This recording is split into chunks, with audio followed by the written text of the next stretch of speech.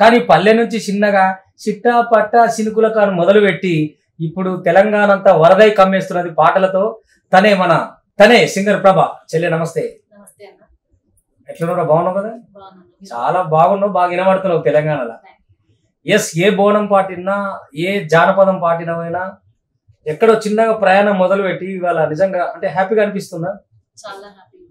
ఈ సక్సెస్ నేను ఊహించి ఉంటావు? ఫస్ట్ ఊహించడం అంటే ఫస్ట్ మనం ఇండస్ట్రీకి వచ్చినప్పుడు నేను వాడింది సిట్టాపట్ట సింపుల్ సాంగ్.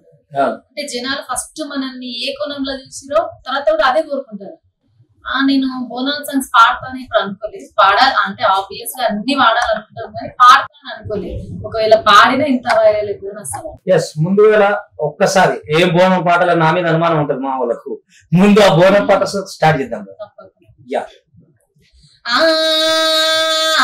వారం నాడు మంగళవారం నాడు తలుపొద్దు ఉడవంగ పచ్చాలి పందిట్లాలకి ముగ్గులేసి అరుగుల్లో కూసోని పేరు పెట్టి విలువంగా రాబు ఎల్లమ్మ రావు రాబు ఎల్లమ్మ రావు రావు. Super super. నిజంగా ఎల్లమ్మ వచ్చినంత పని అయింది కదా నీకు? అంటే మామూలుగా దేవతను పిలుస్తున్నాం కాబట్టి పాడినప్పుడు నేను ఊనుకోవాలి, ఇంకా దేవతను ఊనుకొని పాడాలి తప్పకుండా. ఎస్ ఎస్, అంటే ఆ అనుభవం కూడా ఉంది. ఊర్లలో మనం పండుగల దగ్గర నుంచి చూసి మనం బోనాలు చేసి. ఎస్, జోలపాట కూడా బోనపాట అంటే అది కూడా బాగా ట్రెండింగ్ లోకి వచ్చింది. అంటే ఇప్పుడు ఈ వారం నాడు అనే సాంగ్ ఏమో తీన్ మార్పిటింగ్ అది ఆడడం. జోల బోనం అనేది ఎల్లమ్మ జోలపాట. అది నా పేరే ఎల్లమ్మ నేను జోగురాలమ్మ అయ్యో జోడు గంపల్లా నన్ను జోలంటి ఆరు గంపల్లా నేను ఆడిన దాన్నమ్మో అందరి ముంగట నేను అమ్మవారునే కలియుగములోన కన్నే మాతనంటిరే అయ్యో యాపా చెట్టంటే నాకు ఇంపుగాయనే నా పేరే ఎల్లమ్మ నేను జోగురాలమ్మ అయ్యో జోడు గంపల్లా నన్ను జోలంటి. మొత్తం బోనం పాటలు ఎన్ని వాడుంటారో ఈ సీజన్ లో? ఈ యొక్క సీజన్ లో 12 వాడు. 12 పాటలు ఒక్కదానివే? సూపర్. అంటే ఈ బోనం పాటలే లేదు. ఇప్పుడు ఇందాక ఒకటి ఊప్ సాంగ్ ఉంది, నా పేరు ఎల్లమ్మ లాలింపు ఉన్నది. ఏది ఇష్టపడతావు బాగా? నువ్వు ఏ టైప్ ఆఫ్ పాడడానికి ఇష్టపడతావు?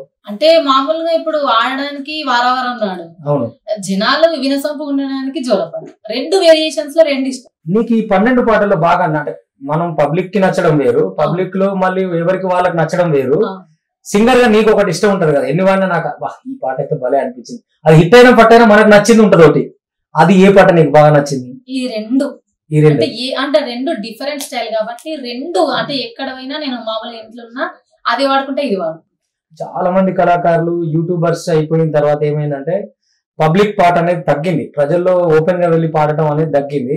అక్కడి నుంచి చాలా మంది కళాకారులు పండుగ రాగానే ఓ పాట ఇట్లా మొదలు పెట్టిరు. అట్లా మొదలు పెట్టిన దాంట్లో మేము బాగా పెద్ద కళాకారులము, బాగా పేరు వచ్చిన కళాకారులం అని చాలా మంది అనుకునేటోళ్ళను కూడా బీట్ చేసేలాగా ఈ సీజన్ అంతా దూసుకొచ్చేసినావు. సో అట్లా నీ మీద అక్కస్ చూపించిరా ఎవరన్నా? అట్లేం లేదు, నేనేం వారితో ఏం పెట్టుకోను. నా వరకు నేను వచ్చినా నా పని నేను చేసుకుంటే వెళ్ళిపోతా. వేరే వాళ్ళ ముచ్చట నేను పెట్టను, వేరే వాళ్ళ జోలు నేను ఆడను. నా జోలు పెట్టినా నేను అసలు యాక్సెప్ట్ చేయను, అక్కడ సైలెంట్ గా వెళ్ళిపోతాను. అంటే నీ పాట ఏందో నీ పని ఏందో చూసుకొని వెళ్ళిపోతావు అంతే. వేరే అంటే థర్డ్ పర్సన్ తోని నాకు అవసరం లేదు. నా పని ఏంటి నేను వచ్చినా చేసుకుని వెళ్ళిపోతాను. నీకు కాంపిటీషన్ కాదు లైఫ్ పాట అనేది అంతే. ఎస్, ముందు మనం ఒక పాట గురించి మాట్లాడుకోవాలి.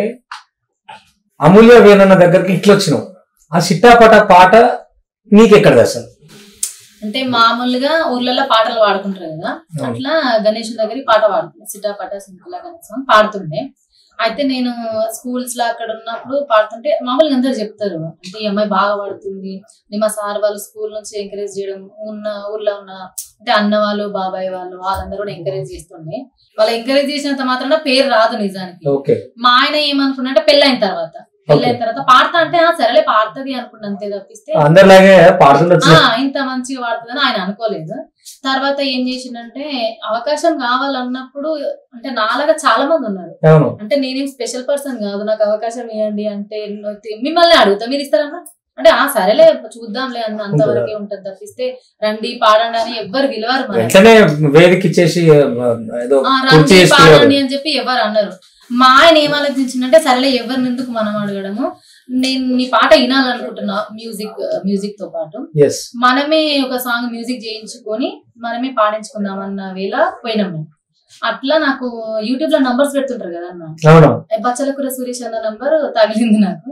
అన్నకి కాల్ చేస్తే లేదు సాంగ్స్ బాగున్నాయి రెండు, నాకు తెలిసిన వాళ్ళకి నేను చెప్తే వాళ్ళు తీసుకుంటా అంటే సరే, లేదంటే అదంతా మీరు పెట్టుకోలేరన్న, ప్రాసెస్ పెద్దగా ఉంటది అది మ్యూజిక్ ఇంత అదంతా అని చెప్తే సరే అన్న ఒకసారి మాట్లాడండి అని వేణన్న దగ్గరికి వచ్చిన వేణన్న మ్యూజిక్ చేసి పాడిపించిన తర్వాత ఇట్లా మామూలుగా సింగర్ వర్షన్ మేకింగ్ చేస్తారని నాకు తెలియదు అప్పుడు.